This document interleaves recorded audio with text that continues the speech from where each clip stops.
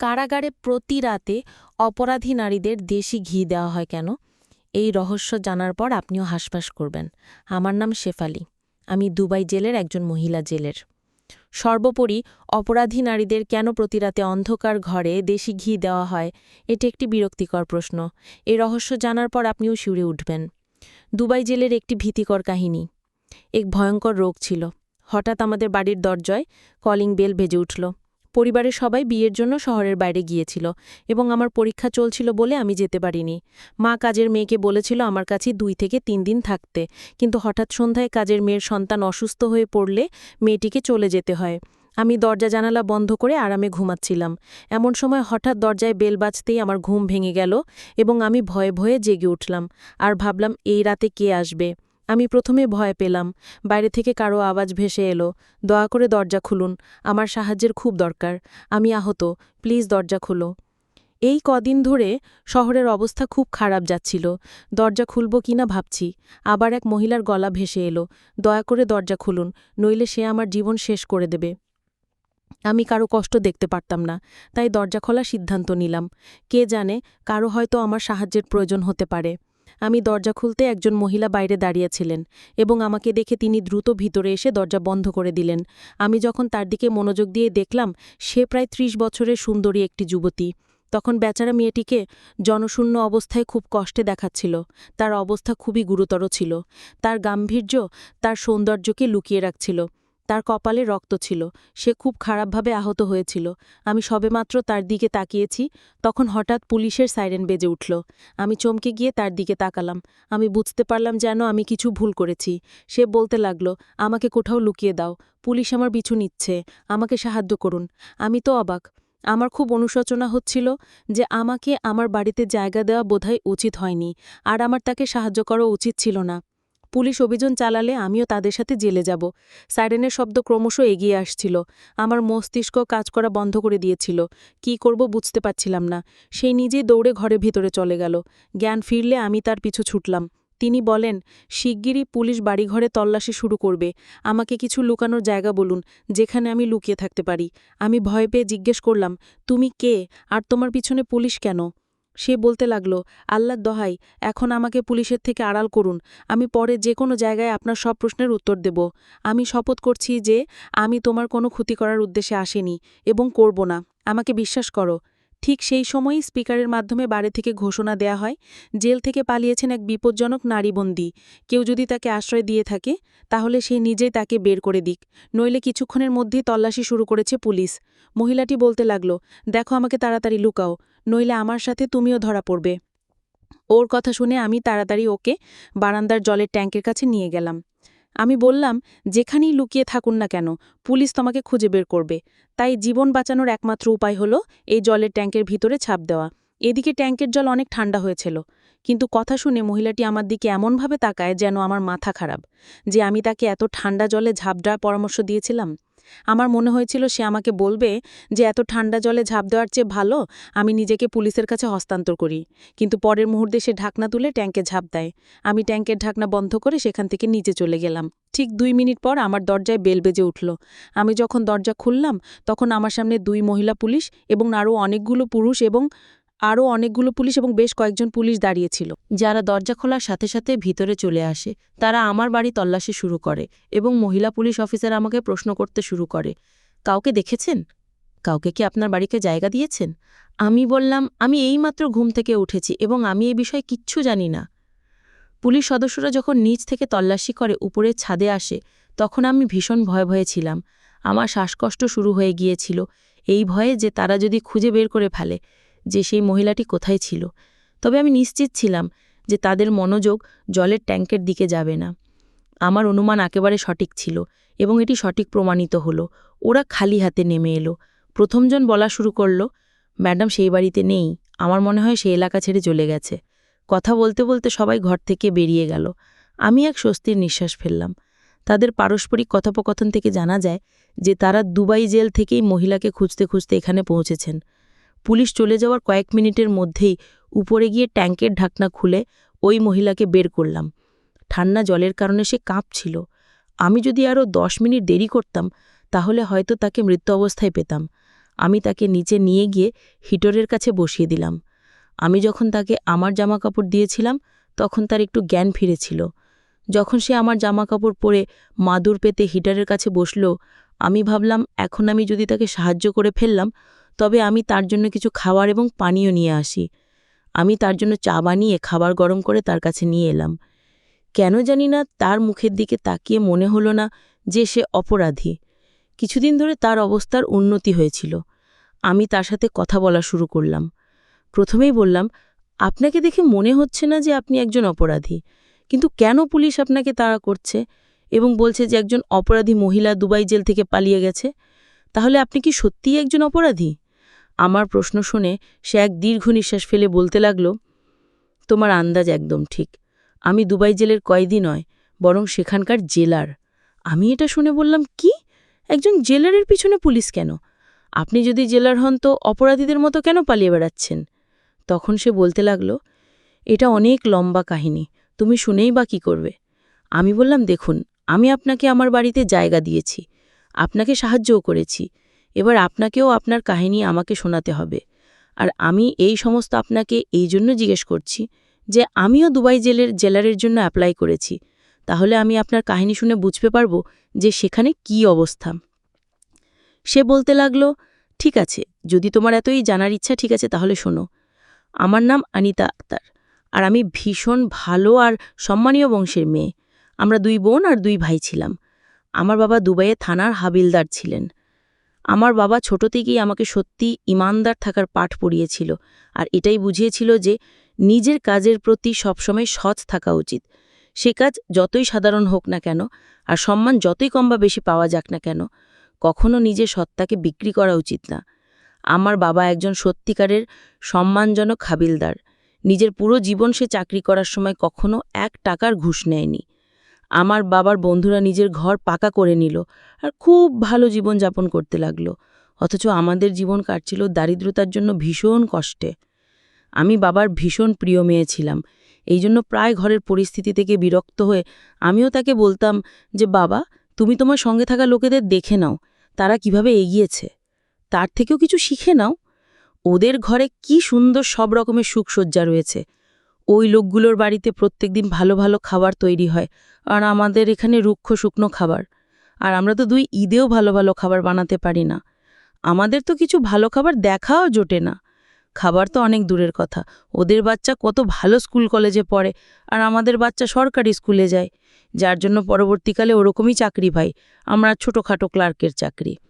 বাবা হেসে বলতে লাগল, সোনামণি, তুমি চিন্তা করো না, তোমার ভাগ্যে অনেক বড় চাকরি আছে। আমি মজা করে বলে দিলাম, বাবা, আমি জেলের জেলার হব। বাবা বলল, এর মধ্যে এত অবাক হওয়ার কি আছে? তুমি যদি ভালো নম্বর পেয়ে পরীক্ষায় পাশ করে দাও তাহলে তুমি চাকরি পেয়ে যাবে। আর আমি হেসে বলে দিলাম, বাবা, তুমিও কোন জামানার লোক? আমার জন্য কোনো সোর্স না থাকলে আর কেউ আমার হয়ে সুপারিশ না করলে তো আমি আর চাকরি পাবো না। পয়সা দিয়ে চাকরি করার মতো আমাদের অবস্থা তো নেই। বাবা রেগে গিয়ে বলল, না ঘুষ আর না কারুর সোর্স, এই 2 জিনিসের দিকে জীবনে কখনো ঝুঁকতে নেই। আমার বাবার তো সেই অবস্থা ছিল যে সম্মানের জন্য নিজের আদর্শ, নিজের প্রাণও দিতে পারত। আমি স্কুলে পড়তে লাগলাম, আর বড় দাদা বাবার অবসর হওয়ার পর তার জায়গা নিয়ে নিল। আমি নিজের এক উদ্দেশ্য বানিয়ে নিয়েছিলাম যে আমি দুবাই জেলের জেলার হবই হব, আর তার জন্য আমি মন প্রাণ দিয়ে পরীক্ষার প্রস্তুতি নিতে লাগলাম। আর পরীক্ষাও দিলাম। আমি আশা করেছিলাম যে আমার উদ্দেশ্য ভালো এবং আমার অনুরোধ শোনা হবে, এবং তাই ঘটেছে। আমি দুবাই জেলে জেলার হিসাবে নির্বাচিত হয়েছিলাম। সেদিনটা ছিল আমার জীবনের সবচেয়ে সুন্দর দিন। আমার সব স্বপ্ন পূরণ হয়েছিল। আমি খুব খুশি ছিলাম, যেন জীবনের সবচেয়ে সুন্দর সুখ পেয়ে গিয়েছি। আমার স্বপ্ন সত্যি হয়েছিল। এই সময় শুধু বাবা বললেন, জেলে তোমাকে নানা রকম সমস্যায় সম্মুখীন হতে হবে, শুধু সততার সাথে তোমার দায়িত্ব পালনের প্রতি যত্ন নিও। আমি আমার দায়িত্ব নিলাম। দুবাই জেল ছিল একটি বড় জেল, এবং সেখানে বিপুল সংখ্যক নারী বন্দিনী ছিল। প্রথম দিনে আমি খুব ভালো বোধ করছিলাম, যেন আমার একটা ক্ষমতা ছিল। আমি যখনই সেখানে সালাম দিতাম তখনই গর্বে আমার বুক ফুলে যেত। গল্প বলার পর আনিতা চুপ হয়ে গেল। তার থেমে যাওয়া আমাকে অস্থির করে তুলেছিল। আমি তার গল্পে এতটাই মগ্ন ছিলাম যে আমার মনে হয়েছিল যেন সব কিছু আমার সামনে ঘটছে। আমি অস্বস্তিতে বললাম, আনিতা, এরপর কি হলো আমাকে আরও বলুন। তিনি একটি দীর্ঘশ্বাস ফেলে আবার শুরু করলেন। তারপর আমি স্বস্তি অনুভব করলাম। সেখানে নারীদেরকে তাদের নিপীড়ন অনুযায়ী বন্দী করা হয়। প্রতিদিন ভোর ৬টায় কারাগারের দরজা খুলে দেওয়া হয়। এরপর মহিলারা সকালে নাস্তা করে, তারপর তাদের দিয়ে কাজ শুরু করানো হয়। কিছু মহিলা কলেজ গম পেতেন, কেউ সেলাই করতেন এবং অল্প বয়সী মেয়েদেরকে শিক্ষা দেওয়া হতো, যাতে তারা সেখান থেকে চলে যাবার পরে কিছু করতে পারে। যখন সূর্য অস্ত যায় এবং যখন রাত আসে, তখন তাদের খাবার দেওয়া হতো এবং তাদের জেলে পাঠানো হতো। প্রথম দিনগুলিতে আমার এখানে কারোর দল তৈরি হয়েছিল। সেই সম্পর্কে আমার খুব বেশি ধারণা ছিল না। তবে ধীরে ধীরে আমি জানতে পারি কোন মহিলা কার সাথে এবং কেন বন্ধুত্ব করেছিলেন, যেমনটি সিনেমায় দেখানো হয়। 1. জেলে থেকেও ক্ষতি না হয় সেই মহিলা যে কিনা কোনো ভয়ঙ্কর কারণে ধরা পড়েছিল। তাদেরকে আলাদা আলাদা জেলে রাখা হতো। নিজের কাজে আমি ভীষণ আগ্রহ বোধ করতে লাগলাম। মনে হতো যেন এই সমস্ত লোকেদের তো আগের থেকে কাজ করার অভ্যাস আছে, কিন্তু আমি তো রোজ বাবার থেকে আদর্শের পাঠ করে আসতাম। এই জন্য না শুধুমাত্র নিজের কাজ করতাম, তার সাথে সাথে সেই সমস্ত লোকদেরও খুব বুঝ করাতাম।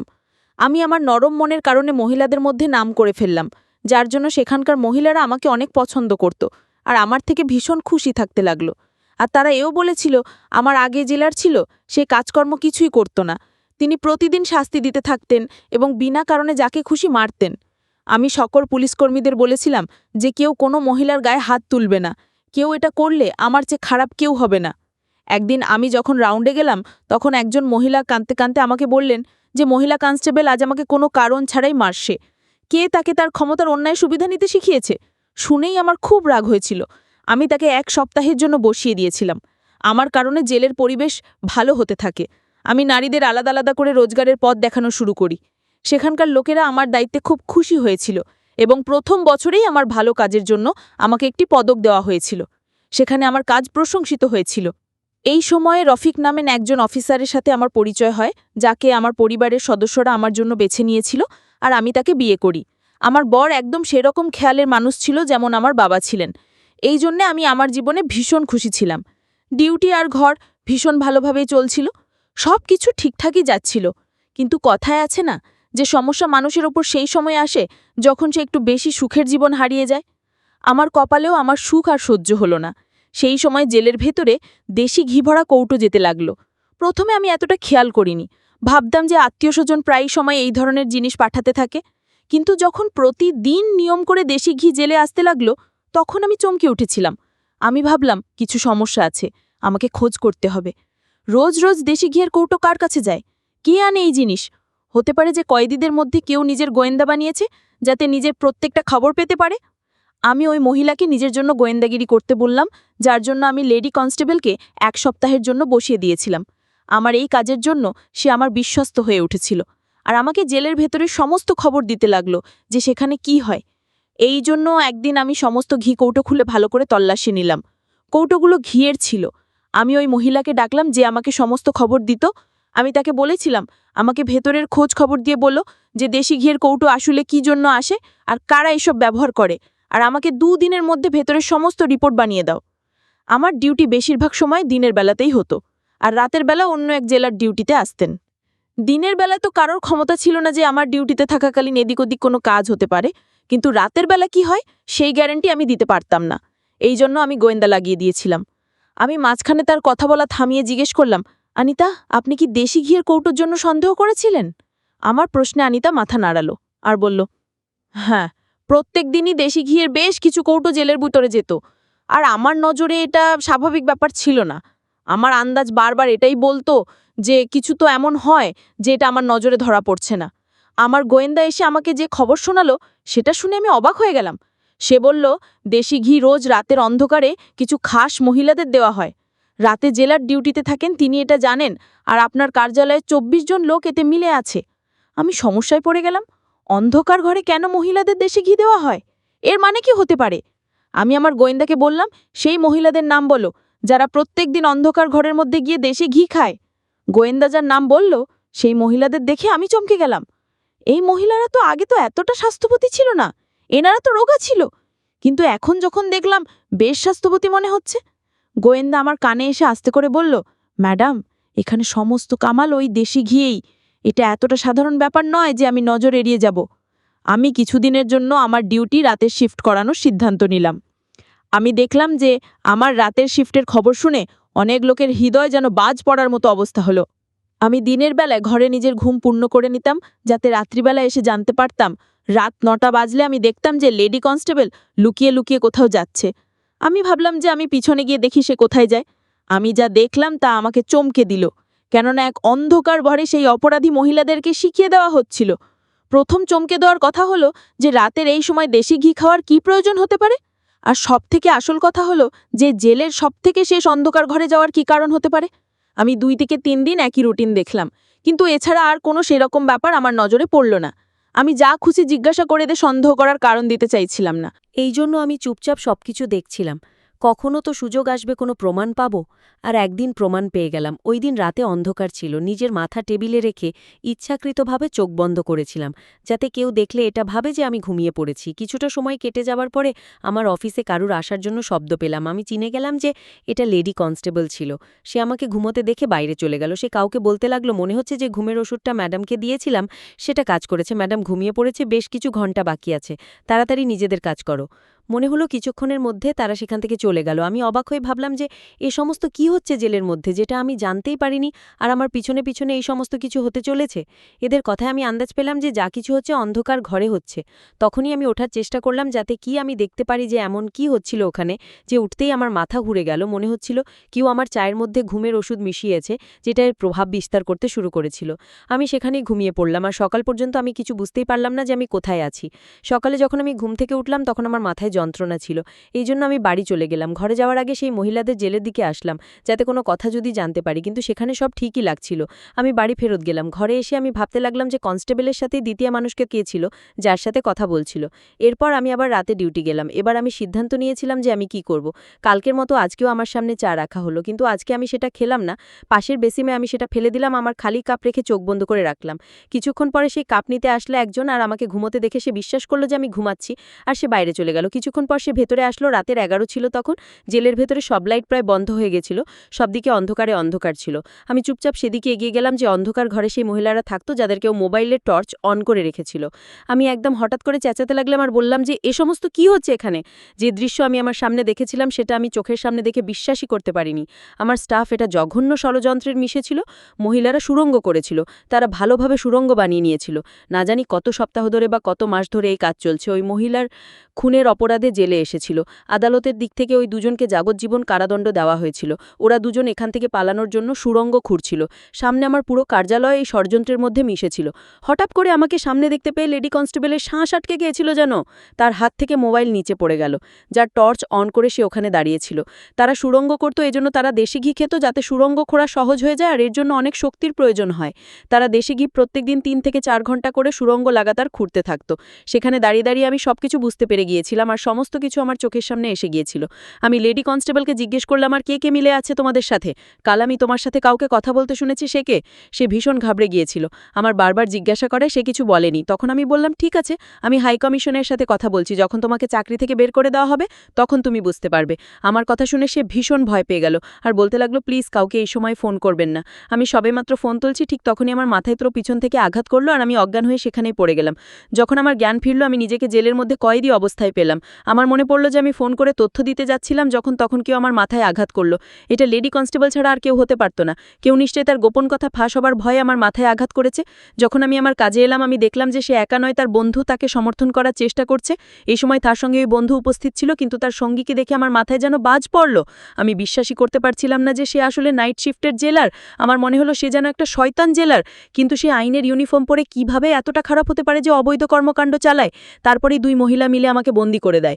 দুটোই মিশে ছিল। এই দুজনের সাহায্যে সে বলে দিল যে মহিলারা সুড়ঙ্গ খনন করেছিল, আর এই সাহায্যের বিনিময়ে সেখানে কনস্টেবলকে প্রচুর অর্থ দেওয়া হয়েছিল। টাকার লোভে এই ধরনের বেআইনি কর্মকাণ্ড চালানো হতো।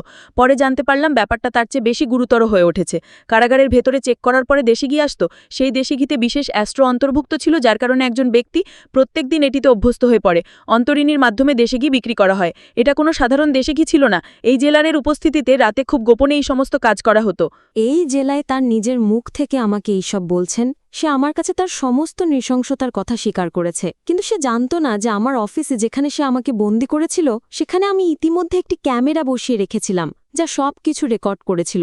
যখনই আমার কাউকে অপরাধ স্বীকার করাতে হতো আমি তাকেই ঘরে নিয়ে যেতাম এবং এই ঘরে তার বক্তব্য রেকর্ড করা হতো, যা পরবর্তীতে প্রমাণ হিসেবে কাজ করবে। তিনি আমার পক্ষ থেকে আদালতে একটি অফিসিয়াল ছুটির চিঠি পোস্ট করেছেন, যাতে আমার নিখোঁজ হওয়া কারো কাছে সম্পূর্ণ বিস্ময়কর না মনে হয়। এরপর আমার পরিচয়ের ভিত্তিতে তিনি একটি প্রতিবেদন তৈরি করে আদালতে পাঠান, যাতে আমাকে আসামি বানানো হয়। তাদের উদ্দেশ্য ছিল আমাকে পদ থেকে সরিয়ে দেওয়া। আজ সন্ধ্যায় সে আমার জন্য খাবার নিয়ে রুমে আসার সাথে সাথে আমি তাকে কাবু করে সেখান থেকে পালিয়ে যাই এবং তারপর থেকে সে আমাকে অনুসরণ করছে যাতে সে আমাকে ধরতে পারে। এখানে আমার পুরো গল্পটি আপনাকে শোনালাম। আপনি খুব অস্থির ছিলেন। পুরো ঘটনা শোনার পরও আমি মাকে জিজ্ঞেস করলাম, কিন্তু এখন তুমি তোমার নির্দোষ প্রমাণ করবে কিভাবে? যে রানিতা বলতে থাকে, আমাকে যেভাবেই হোক শুধু ওই ক্যামেরাটা হাতে আনতে হবে। পুরো কথোপকথন সেখানে রেকর্ড করা হয়, কিন্তু আমি এখন এটাই ভাবছি যে আমার সেখানে যাওয়া বিপদ ছাড়া আর কিছুই নয়। যতক্ষণ না আমি নির্দোষ প্রমাণ হই ততক্ষণ আমি কোথাও যেতে পারবো না। কোনোভাবে আমাকে সেই ক্যামেরা পেতে হবে। আমি বললাম, আমি তোমাকে সাহায্য করতে পারি। আনিতা অবাক হয়ে আমার দিকে তাকাতে লাগল। আমি জেলার পদের জন্য আবেদন করেছি। আমার মনে হয় আপনাকে চাকরি থেকে বরখাস্ত করা হয়েছে। সেই জন্যই তো পত্রিকায় আরেক জেলার জন্য বিজ্ঞাপন দেওয়া হয়েছে। আমি আবেদন করেছি এবং এখন পরীক্ষা দিতে হবে। নির্বাচিত হলে আমি নিজে আপনাকে নির্দোষ প্রমাণ করব। আমি যে অনিতাকে বললাম যে আমার পরিবারের সবাই বিয়েতে গেছে, আপনি যতক্ষণ চান এখানে থাকতে পারেন, কিন্তু পরের দিন তিনি তার স্বামীকে ফোনে ডেকে তার সাথে চলে যান। পুরো ঘটনাটা জানার পরেই দরিদ্র মেয়েটির জন্য আমার খুব খারাপ লাগলো। অনিতা একজন সৎ জেলার ছিলেন। আমি পরের দিন পরীক্ষাটা দিয়েছিলাম এবং আমাকে কারাগারে নিয়োগের জন্য অনুরোধ করি। আমার উদ্দেশ্য ছিল আমি তাকে নির্দোষ প্রমাণ করা এবং এই উদ্দেশ্যে আমায় দুবাই জেলের ভিতরে যেতেই হতো এবং এটি কেবল একজন জেলারের ক্ষমতাতেই সম্ভব ছিল, যা আমি সম্ভব করতে পারতাম। আমার প্রার্থনায় কাজ হয়েছে এবং আমি নির্বাচিত হয়েছি। আনিতা আর আমার সাক্ষাৎকারের জন্য সমস্ত প্রস্তুতি করেছিল, যার কারণে আমি সফল হয়েছি। সেখানে যেতেই দেখলাম ওই মহিলারা যারা সুড়ঙ্গ খুঁড়ে দেশি ঘি হজম করতেন, এই মহিলাদের দিকে তাকিয়ে আমি বুঝতে পেরেছিলাম যে তাদের কাজ এখনও চলছে। আমি নীরবে ঊর্ধ্বতন কর্মকর্তাদের একটি চিঠি লিখে জানিয়েছিলাম যে কারাগারে একটি টানেল খনন করা হচ্ছে আর জেলার এবং রাইট ডিউটিতে থাকা মহিলা কনস্টেবলের জন্য দায়ী। এর সাথে সাথে আমি সেই ক্যামেরাটিও সাথে প্রমাণ হিসেবে পাঠিয়েছিলাম, যেটা আমি ঠিক জায়গায় পেয়েছিলাম যা অনিতা আমাকে বলেছিল। ঠিক রাত 11টার দিকে জেলের কক্ষে যেখানে সুড়ঙ্গ খনন করা হচ্ছিল সেখানে অভিযান চালানো হয় এবং সেই সুড়ঙ্গ দিয়ে যাওয়ার সময় ওই নারীদের হাতে নাতে ধরা হয়। মহিলা কনস্টেবল এবং নাইট ডিউটি জেলারকে গ্রেফতার করে কঠোর শাস্তি দেওয়া হয়। আমি আমার দায়িত্বের দ্বিতীয় দিনে এই সব করেছি কারণ আমার একমাত্র উদ্দেশ্য ছিল সত্য প্রকাশ করা, যে অনিতাকে নির্দোষ প্রমাণিত হয় এবং তাকে তার পদে পুনর্বহাল করা হয়। দুবাই জেলে রাতে জেলের পথে আনিতাকে দেওয়া হয় এবং দিনের ডিউটি আমাকে দেওয়া হয়। যে অনিতা আমাকে এক ধন্যবাদ জানিয়ে বলেছিলেন যে আমাকে সাহায্য করার জন্য আমি আপনার কাছে কৃতজ্ঞ এবং এখন আমি জেলার অনিতার সাথে খুব ভালো বন্ধুত্ব করেছি। আগের মতোই আমরা দুজনে মিলে জেলের পরিবেশ খুব ভালো করে দিয়েছিলাম এবং সবকিছু আগের মতোই ভালো হতে শুরু করেছিল।